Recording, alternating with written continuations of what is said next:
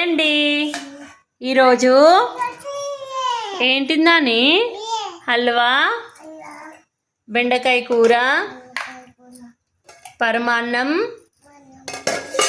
వేడి వేడి తెల్లన్నం, మసాలా దొండకాయ, కొద్దిగా చారు. ఇవాళ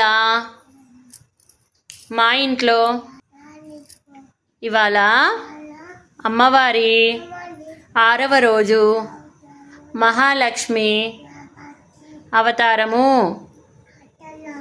ఇప్పుడే మా ఇంట్లో పూజ అయిపోయింది.